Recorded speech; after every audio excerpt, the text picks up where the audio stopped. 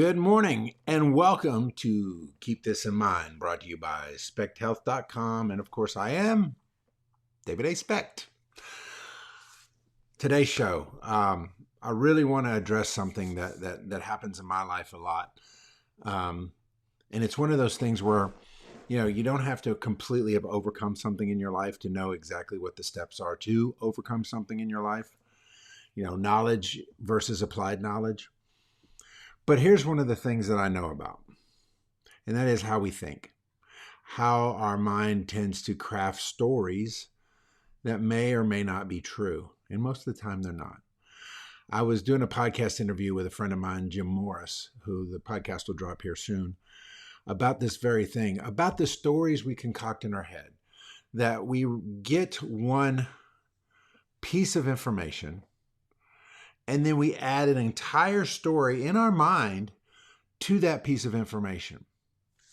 And I got to thinking about how we do that on both ends of the spectrum. On the negative end, it's called catastrophizing. It's like, here's the fact. Now here's all the possibilities that are bad that could happen with it and all the worst case scenarios. That is typically where my brain tries to reside.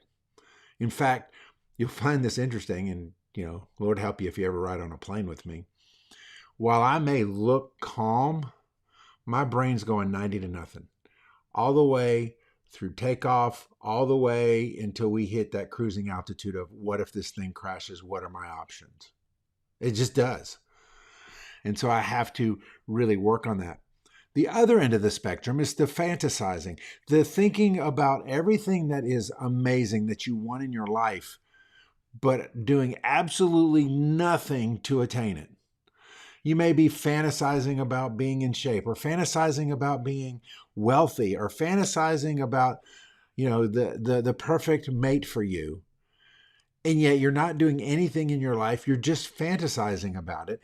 And most of the time, life will come up short of the fantasy, thereby creating a very negative mind space. So the question is, how do you overcome these things? How do you deal with catastrophizing or fantasizing? How do you clear the fog, if you will, of these two extremes as they are happening in your mind? Remember, this is your mind. This is not the circumstance. The circumstance could be one simple thing. Perfect example. Yesterday, I get a random text from a phone number I don't recognize that says, "Is this David?" I immediately respond with, "Who is this?" Nothing. And so my catastrophizing brain starts going, okay, who do I know? What's going on? Is there a problem? Is this somebody? Is it? And the fact is, I really don't know who it was. Could have been an internet bot that's just testing out phone numbers. It could have been somebody that I knew a long time ago that still has my phone number, but I don't have theirs. And they got the answer to whatever question they had from somebody else before I had the opportunity to respond. We may never know who that phone call or that text was from. But what we can do is we can control or at least address what's up here to that fact. I even went as far as to looking up the area code and the phone number to see where they're from. Still didn't lead me to an answer. So now I have to stop and move on. Deal with the actual fact and let all the other stuff play out. And that's what we have to do in the area of fantasy and catastrophe.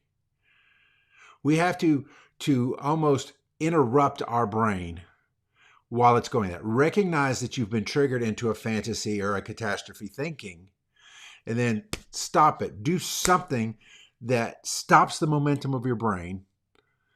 Begin to choose and say, no, I'm not going to think about this. No, I'm not going to do this. And I am going to work on what's in front of me, what I can control. If it's on the fantasy end, obviously it's I'm going to take the action that moves me towards my goals and my dreams, and I don't care about the fantasy right now. And if it's catastrophe, I'm going to continue to work through my life with the facts that I have instead of worrying about what I don't know. The Bible is very, very clear on this. It says, bring every thought under captivity. Under captivity. What that means is you trap that thought. You bring it under subjection of God's Holy Spirit.